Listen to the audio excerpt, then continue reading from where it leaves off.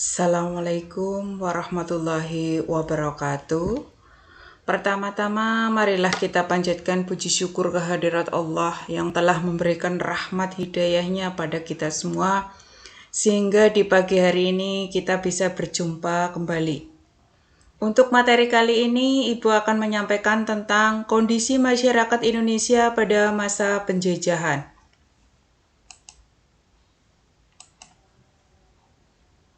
Monopoli adalah penguasaan pasar yang dilakukan oleh satu atau sedikit perusahaan.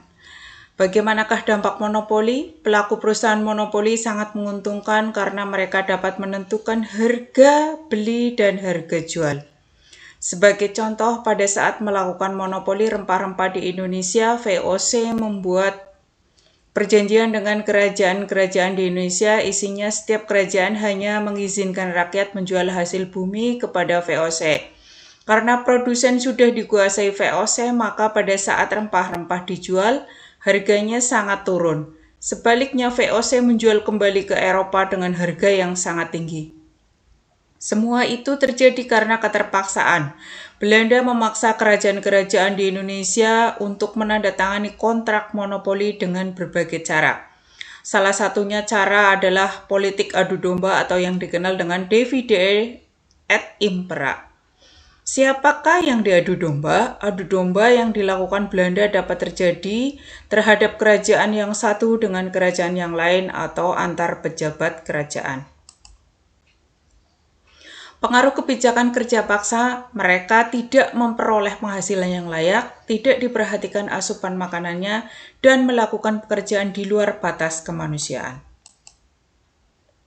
Jalur tersebut memanjang lebih dari 1.000 km dari Cilegon, Banten, Jakarta, Bogor, Bandung, Cirebon, Semarang, Pati, Surabaya, Probolinggo, hingga Penarukan, Jawa Timur. Saat ini jalur tersebut merupakan salah satu jalur transportasi utama bagi masyarakat di Pulau Jawa. Anyar Panarukan dibangun 200 tahun yang lalu oleh pemerintah Gubernur Jenderal Daendels yang merupakan bagian dari Republik Batav atau Prancis. Anak-anak bisa melihat gambar peta jalur Anyar Panarukan. Bisa dilihat di gambar peta tersebut.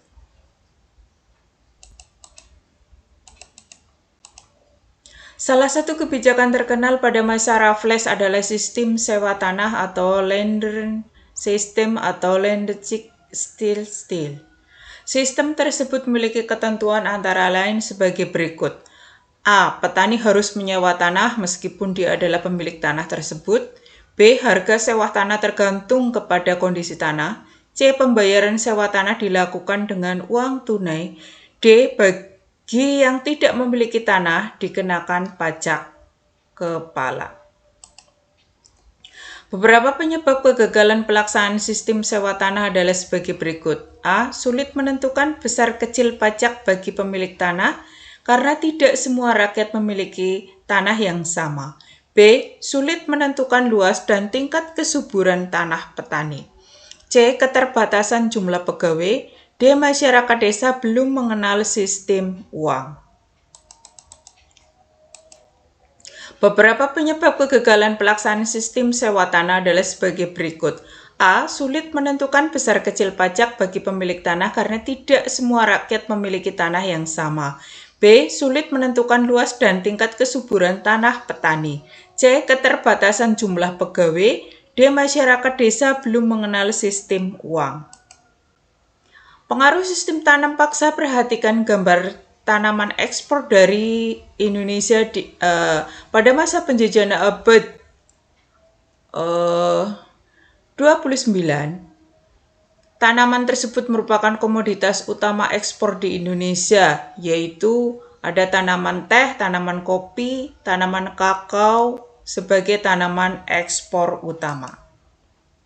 Praktik-praktik penekanan dan pemaksaan terhadap rakyat tersebut antara lain sebagai berikut.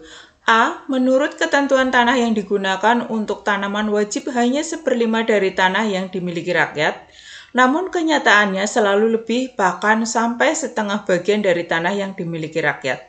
B. Kelebihan hasil panen tanaman wajib tidak pernah dibayarkan. C. Waktu untuk kerja wajib melebihi dari 66 hari dan tanpa imbalan yang memadai. D. Tanah yang digunakan untuk enam wajib tetap dikenakan pajak. Perlawanan terhadap persekutuan dagang yang pertama adalah Sultan Ba'abullah mengusir Portugis. Di sini anak-anak bisa melihat peta wilayah kerajaan Ternate ini yang berwarna hijau dan wilayah kerajaan Tidore yang berwarna oranye. Perlawanan Aceh. Tahukah kalian bahwa selain di Ternate dan Tidore, perlawanan masyarakat Indonesia terhadap Portugis juga dilakukan oleh rakyat Aceh di Pulau Sumatera. Pada masa pemerintahan Sultan Iskandar Muda, Sultan Hasanuddin, tokoh ini sangat ditakuti Belanda karena ketangguhannya melawan Belanda sehingga disebut sebagai ayam jantan dari timur. Sultan Hasanuddin adalah Raja Goa di Sulawesi Selatan. Suatu ketika kerajaan Goa